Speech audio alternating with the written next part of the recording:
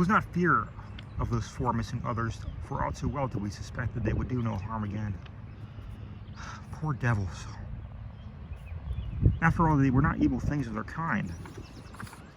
They were just the men of another age and another order of being. Nature had played a hellish jest on them, as it will on any others of human madness, callousness, or cruelty may hereafter drag up in that hideously dead or sleeping polar waste. And this was their tragic homecoming. They had not even been savages. For indeed, what had they done?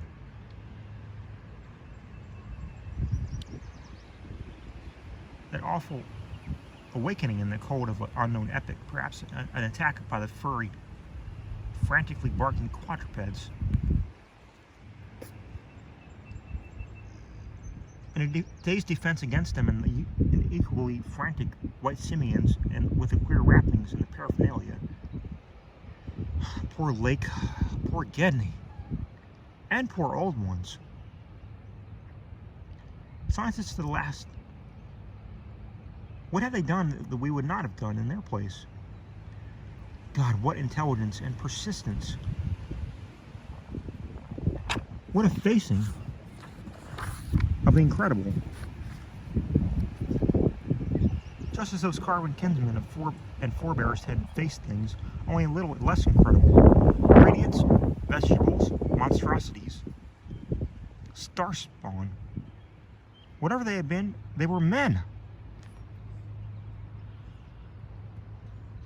They had crossed the icy peaks, on whose temple slopes they had once worshipped and roamed among the tree ferns.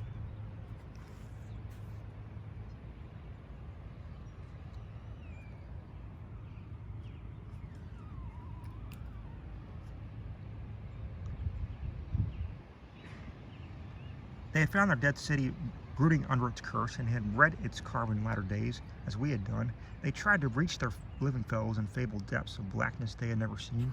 And what had they found? All this flashed in unison through the thoughts of Danforth and me as we looked from those headless, slime-coated shapes to the loathsome palimpsest sculptures and the diabolical dot groups of fresh slime on the wall beside them, looked and understood what must have triumphed and survived down there in the cyclopean water city of that united, penguin-fringed abyss.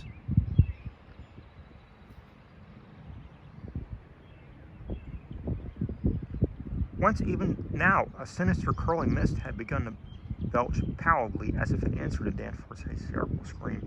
The shock of recognizing that monstrous slime and headlessness had frozen us into mute, motionless statues, and it is only through later conversations that we have learned of the complete identity of our thoughts at that moment. It seemed eons we stood there, but actually could not have been more than 10 or 15 seconds. That hateful, pallid mist curled forward as if veritably driven by some remote terror. Advancing bulk, and then came a sound which upset much of what we had just decided, and in doing so broke the spell and enabled us to run like mad past squawking, confused penguins over our former trail back to the city, along ice-sunken megalithic corridors to the great open circle, and up that archaic spiral ramp in a frenzied automatic plunge for the sane outer air and light of the day. The new sound, as I have intimated, upset that much that we had decided, because it was what poor Lake's dissection had led us to attribute to those we had just judged dead. It was, Danforth later told me, precisely what he had caught in infinitely muffled form when at that spot beyond the alley corner above the glacial level, and it certainly had a shocking resemblance to the wind pipings we had both heard around the lofty mountain caves. At the risk of seeming puerile, I'll add another thing too. It was only because of the surprising way Danforth's impression chimed with mine. Of course, common reading is what prepared us to both make the interpretation, though Danforth has hinted at queer notions about unsuspected and forbidden sources to which Poe may have had access when writing his Arthur Gordon Pym a century ago.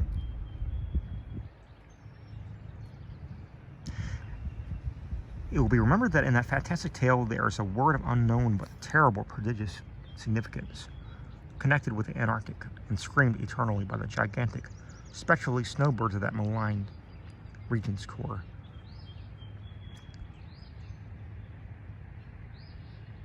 Tekeli-li. Tekeli-li.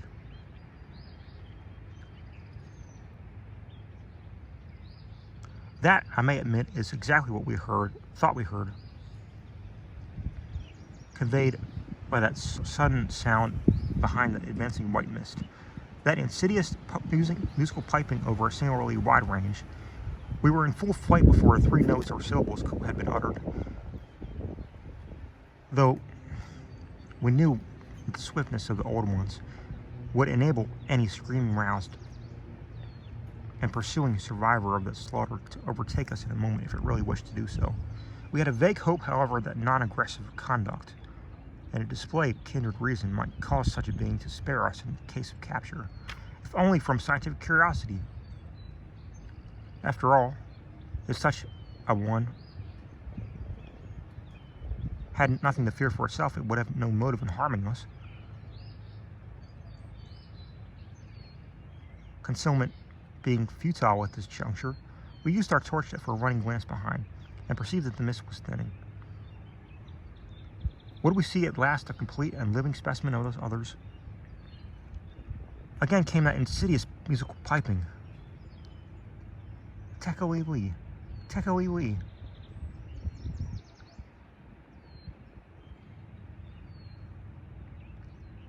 Then, noting that we were actually gaining on our pursuer, it occurred to us that the entity might be wounded.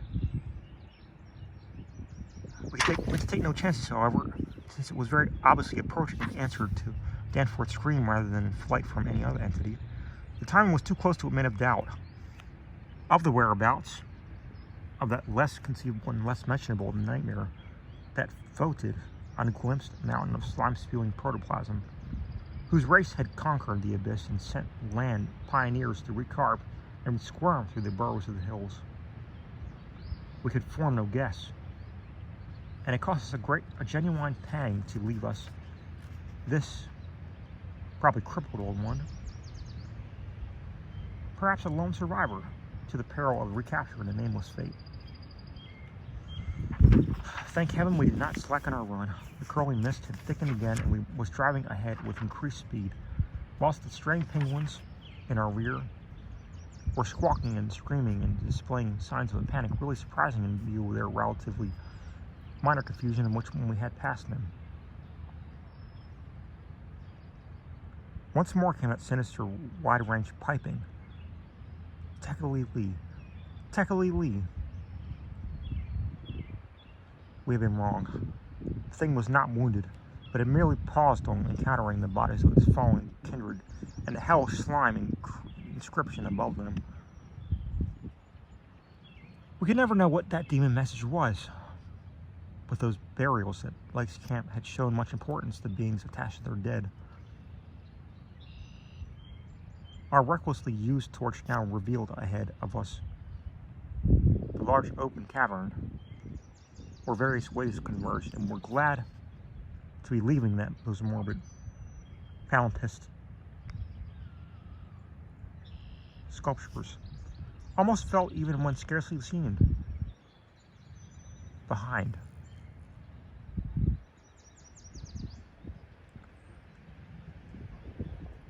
Another thought which the advent of the cave inspired was the possibility of losing our pursuer at this bewildering focus of large galleries.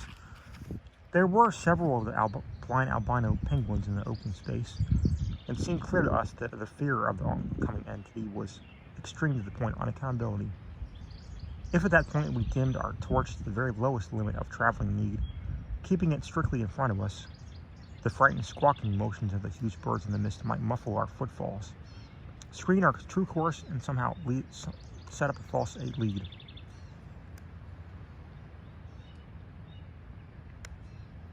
Amidst the churning, spiraling fog, the littered and unglistening floor of the main tunnel beyond this point, as differing from the other morbidly polished burrows, could hardly form a highly distinguishable feature.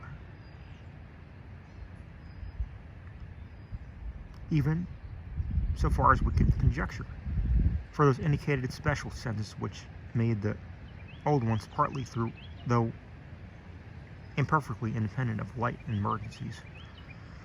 In fact, we were somewhat apprehensive lest that we go astray ourselves in our haste, for we had, of course, decided to keep on straight towards this dead city, since the consequences of loss in those unknown foothill honeycombings would be unthinkable.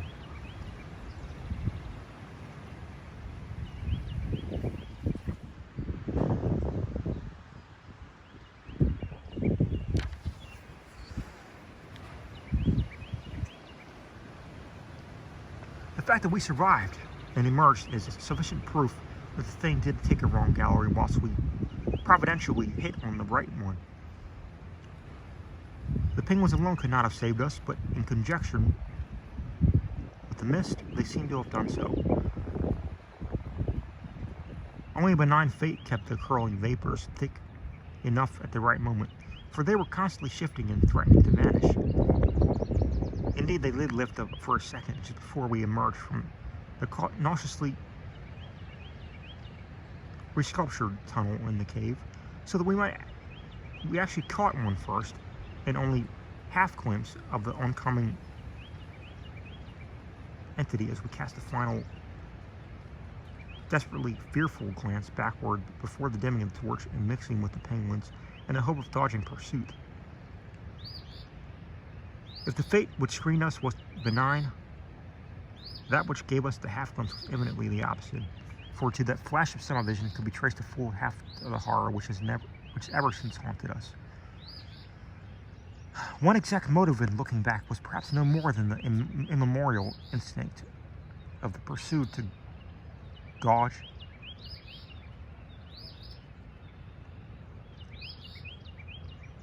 the nature and course of its pursuer. Or perhaps it was an automatic attempt to answer a subconscious question raised by one of our senses. In the midst of our flight, with all our faculties centered on the problem of escape, we were in no condition to observe and analyze details. Yet even so, our latent brain cells must have wondered at the message brought to them by our nostrils. Afterward, we realized what it was, that our retreat from the votive slime coating on those headless obstructions and the coincident approach of the pursuing entity had not brought us the exchange of stenches which logic called for.